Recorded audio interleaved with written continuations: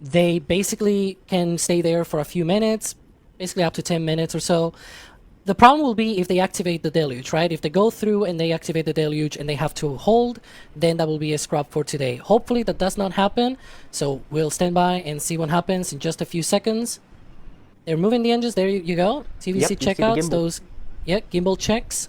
So it's a There fully should be another one fueled at T-minus vehicle. 1 minute as well. Fully fueled vehicle, 90 seconds to go, under 90 seconds. Ryan Caton, I'm going to hand it over to you for the play-by-play for launch. Thank you, Sawyer Rosenstein. Thank you for tuning in and watching, everybody at home. We're 10 seconds away from that T-minus 60 second gate. Let's find out, fingers crossed, if we're going to hold or if we're going to push right through. And we are pushing through. No hold in the countdown. 50 seconds to go until launch.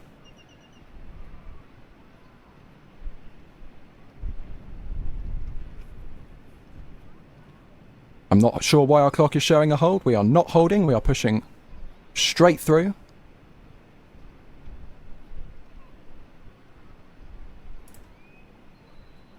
T-minus 30 seconds to go.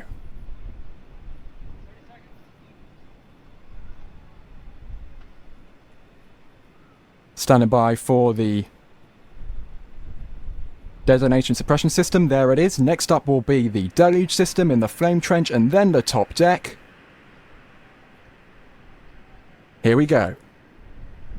Here comes the deluge. Standing by for ignition. We have ignition and liftoff of Starship Flight 13.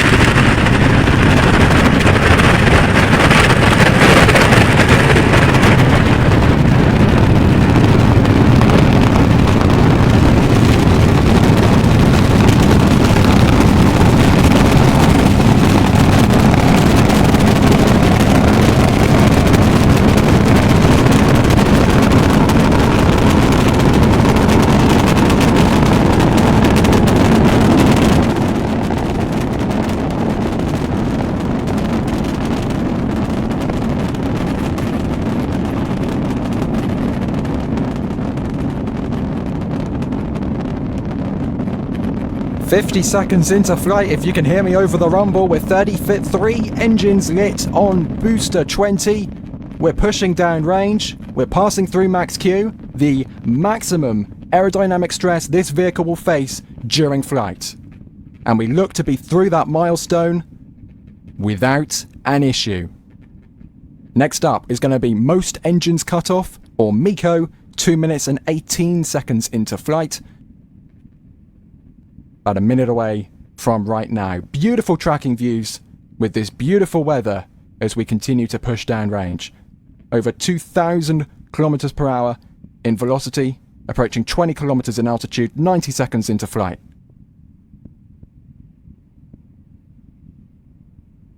Looking good.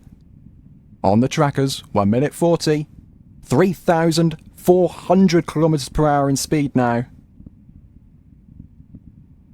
Looking down on South Texas below, not a cloud in the sky. Well, only clouds left by the rocket, that is. And we're now starting the roll for hot staging.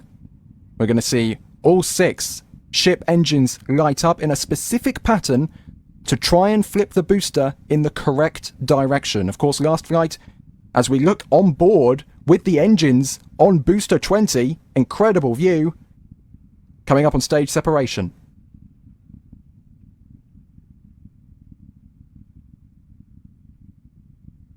Standing by, looks like we've got ignition on. Wow. And the booster flip. Oh. There it goes. Look at that flip. Super This looks speedy so flip. much better. All 33 engines running on the booster for boost back burn. Wow. Right now, the booster is going to be pulling 11 to 12 G. Okay, the outer engine's now down. 13 engines on. As planned. Yep, as planned. 3 engines now on the center for the boost back burn on the booster and shutdown. They've only gone done and fixed it. That's what we Okay. want to see. Phew. That's what we wanted to see.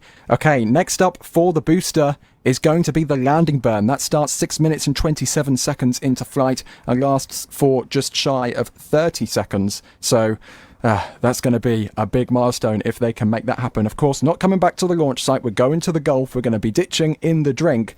But still, if they can pull that off, then perhaps a catch is on the table for Flight 14. Meanwhile, we look to the right, we look to the ship. Over 7,300 kilometers per hour in speed right now. All 6 Raptors continuing to run. And if that thing does a good job, we could be going to orbit next flight as well. This flight is a big moment for Starship. From the ground, this is our tracking camera. We're keeping lock on Booster 20 as it begins to plummet back to Earth. If all goes well, hopefully, as we've seen in the past, we will see the burn and potentially the explosion that is expected once it goes over the Gulf. If it hovers as planned and then comes down, we will expect to see a fireball. My main question is whether it's going to be soft or the one that sort of hovers well above the water, because I don't think they have specified. I will guess maybe the latter, the one that hovers at an altitude so that it doesn't bob in the water for a long time. But you never know. Maybe they want to go out and fish maybe some of those engines. We'll see. We'll see what happens. And we can see the live view from Booster 20 on the right-hand side. That is the coast and the shadow of the Wow. launch plume coming back into view from the booster. It's currently 86 kilometers in altitude and falling. That is going to be 0 kilometers in altitude in barely 2 minutes' time. You can see the puffs from those coal gas jet thrusters, or the thrusters, excuse me, not coal gas jet, the ones that, as they release pressure from inside. So the same ones they use to relieve pressure, the same ones they use for attitude control. It might be doing some of the chill downs for that landing burn later down the line. Sometimes they also dump a little bit of what remains on the main tanks. And we can see from the ground the booster is got a little tail behind it, which makes it easier to identify from the ground. 5.5 minutes into flight now, coming up on that landing burn, scheduled to start in just under 60 seconds from now. On the ship side, a quick update, continuing to see 6 out of 6 Raptors approaching 12,000 kilometers per hour in velocity. So far, so good for ship 40. Look at the clouds in the background. This is just a great demonstration of how fast this booster is traveling. 40 kilometers in altitude now, 4,000 kilometers per hour in velocity. A few seconds away from the landing burn, we should see 13 Raptors light, down selecting to 5, and then down selecting to 3 whilst it hovers above the Gulf. Here we go. Deep breaths coming up on the landing burn. 20 seconds. Lucky number 13. Indeed. You can see hopefully. the frost, I think, which is like our patch.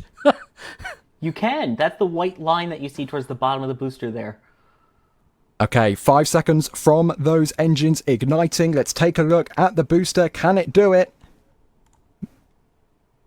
Looks like we had a flash, but nothing more. We had a few engines igniting, not all of them, and that is an explosion on the Gulf.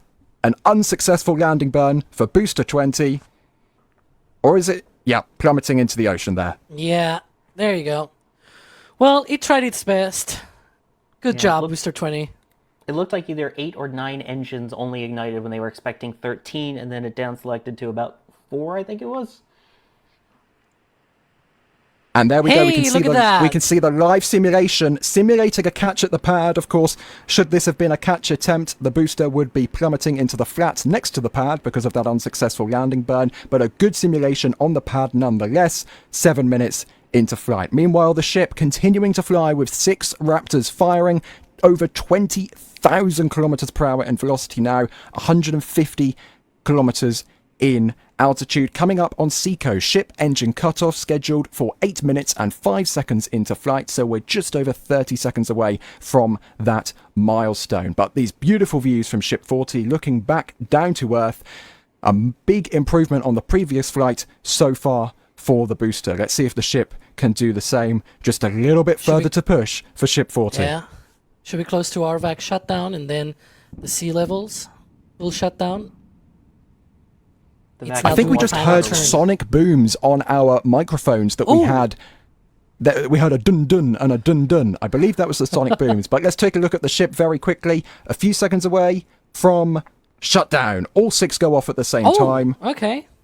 That's A new nice. change I'm getting from Alex. There we go.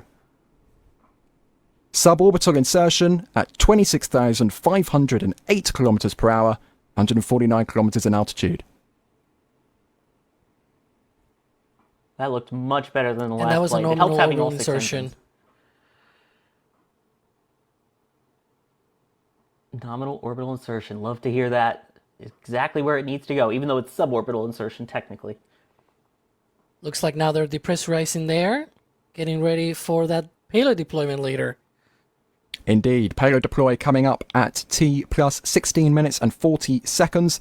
We will see 20 Starlink V3 satellites, real Starlink V3 satellites deployed, 6 of which have been equipped with cameras to image the ship like we saw on the previous flight. That deployment sequence is going to last for just about 10 minutes or so until T plus 27 minutes and 39 seconds. There's a camera on one of the flaps, by the way. That's why it keeps moving in and out. But so far, so good for the ship. Of course, wonderful to see the improvements on the last flight. We had a good, healthy set of Raptors all the way uphill for the ship. Unfortunately, the booster was unable to pull off, and Jay Keegan's graphic is working. Live telemetry from the ship, the live position on Earth. You can see they're just passing to the south of Cuba. Well done, Jay. It works. I'm very proud of you. But there you go. And of course, the live views from the ship as well. So on the booster side, unfortunately, we didn't get a healthy landing burn, so it plummeted into the Gulf with only a few engines running. But we did get to see for the first ever time that 33 engine boost back burn, and as I said at the time, that booster would have been pulling 11 to 12 G's of force as it performed that flip and boost back. That's just like the amount of propellant they load onto this thing. That amount of thrust is just incomprehensible. It's incredible.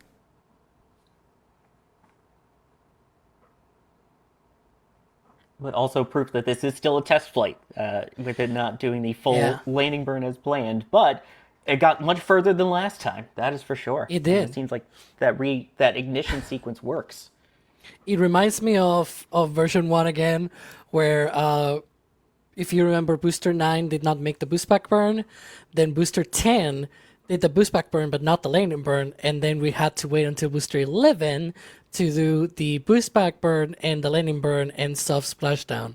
So, yeah, maybe that's sort of my main question now. It's like, are they confident enough with that data from that landing burn to do a catch on the next flight?